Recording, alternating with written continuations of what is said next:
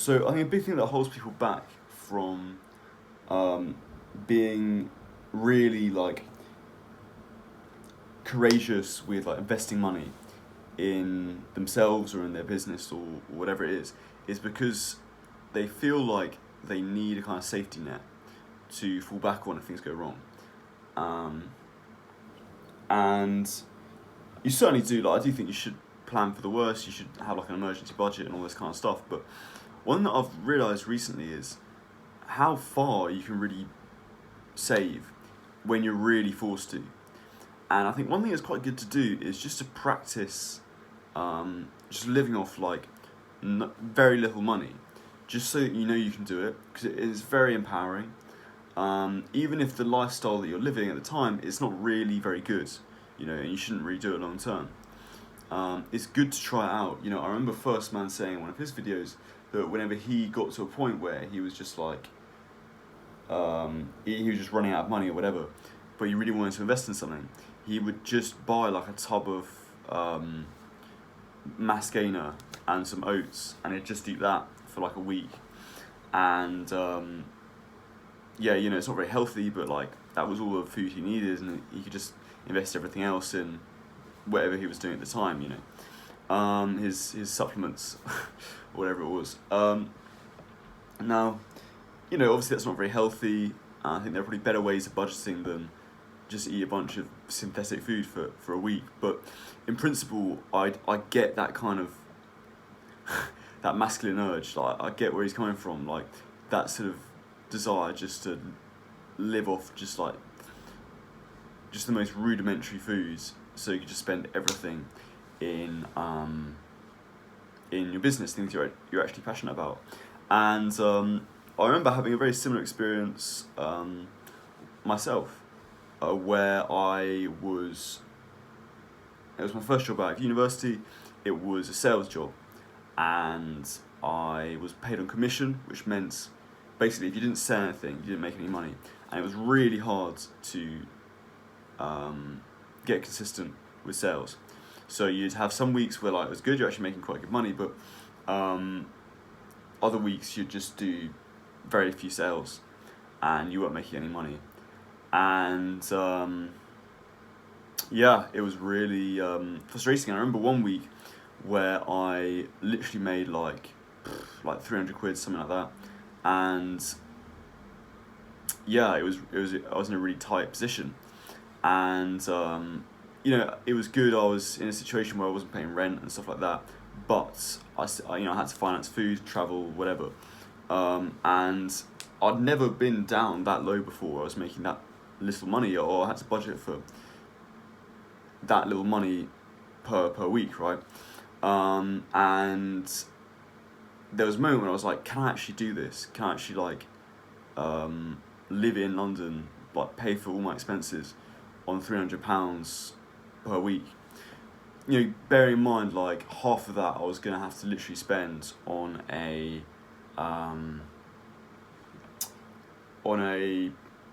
like rail cards, which cost like 100 quid for the week, just so I could get to where I needed to go for work. So yeah, I had to think about it, and there was a moment where I was like, I'm not sure I can do this. Like I'm gonna have to like quit my job and move back home. But I was like, well, there's a little nearby. What if I just buy like a ridiculous amount of food and just chuck it in the freezer, and then worst comes to worst, I've always got that to eat, and just buy like really cheap stuff that isn't necessarily very nutritious, isn't necessarily gonna I'm gonna love to eat, but it's gonna fill me up so I'm not hungry, and it's gonna give me enough energy so that I can think. So I decided it's worth a try. And I went to Lidl, and I think this was the Sunday of the beginning of the week, and I went to Lidl, and it was a bit like sort of in COVID when everyone was just panic buying stuff, and I could kind of imagine like this was what it would feel if there was like in my lifetime there was ever some really serious disaster where we had to like really sort of stock up a bunch of stuff. I was like, this is like it was kind of like a bit of a dress rehearsal, without getting too dramatic.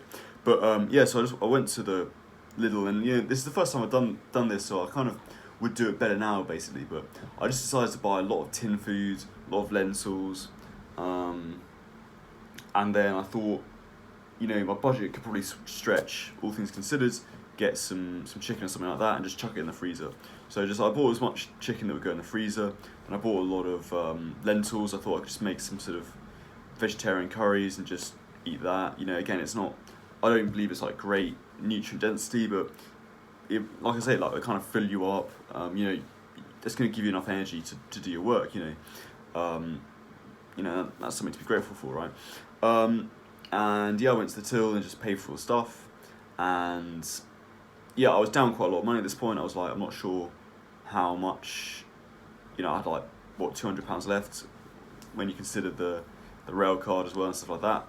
And I was like, okay, that's a bit of a barrier, and there's really not much wriggle room that I can do, but this, I could just live off what I bought this week, unless, this food just disappears, like my house gets robbed and they take all the food or something like that. In theory, this is literally all I need, just some food and travel, and that's it. Now, like I say, I mentioned this earlier, I hadn't prepared myself for a disaster. If like some bill were to randomly come in and be like, oh, you owe us £400 for this or whatever, or like I needed to travel somewhere for an emergency very quickly, I'd be screwed. I wouldn't be able to do that, and it's not good that I didn't have some kind of emergency fund. But apart from those circumstances, I could, in theory, survive. And yeah, anyway, I got home, I just bulk cooked a bunch of stuff, and it's basically what I lived on for the rest of the week. And there are a few times where, yeah, like I say, I had £200 left, so I guess here and there I'll buy, a couple of times I bought a meal deal or something like that, but it didn't matter because I had something to fall back on, and I managed to make it to the end of the week, and I was fine, I was down to like, whatever, very little money at that point, but I made it to the end of the week, and I'd done it, and that was a really nice feeling. And yeah, it was so empowering, because I just realised that my tolerance for like how much money I thought I needed to get through a week was just so much lower than it could be. Like, I do think like when there's a will, there's a way, when you're forced to. Now, what I will say is, I think it's very difficult to budget very tightly like that unless it's absolutely essential. I think the brain, it's like a lot of the time you'll only do stuff if you're really forced to, if you really have to. Otherwise, the brain just doesn't take it seriously. The brain just goes, oh, it's fine, we've got money in the bank, we can relax a bit. But when the brain really realises, like, oh fuck, no, I actually have to be quite careful with my money here, it will do it, and that's an amazing feeling. And just in conclusion, I would say the one thing that I did wrong there is probably not have like an emergency fund. I do think it's worthwhile having just like £1,000 just stacked up, just in case something happens. I do think that's probably a safe bet to have. But apart from that, I do think I actually think like it's actually quite good to be a bit reckless with money. Like more recently, when I've had a bit of money, I've been very sort of bold with how I spent it, because I know that if push comes to shove, if I get halfway through the week, the month, and I'm like down to like, I don't know, £300, like I know there's a way that I can make that work, because basically my only expenses, if I pay my rent, is just food. So like I could physically do that. Now again, I'm not saying I should or whatever, but it's just very liberating to live like that, where it's just like I can put money into projects, and I know that worst comes to worst, I'll survive. Like, I'll find something to do, you know. And yeah, Seneca talks about this in the in his writings. He said, rehearse poverty, you know, practice living on very little amount of money, just so you know what's going to happen in the worst case scenario. Tim Ferriss says this as well, you know, in his in the 4 Hour Work Week, I think, in one of his blogs that he includes in there. And yeah, it's just very liberating. So I'd recommend you guys give it a try. Let me know what you think. It's really quite a liberating experience. But apart from that, if you click the top link in the description, I am taking on some clients for online coaching at the moment. And yeah, if you think you'd be a good fit, book a free call with me. We can see if we can help you make some goals and stuff like that. And I'll see you in the next video.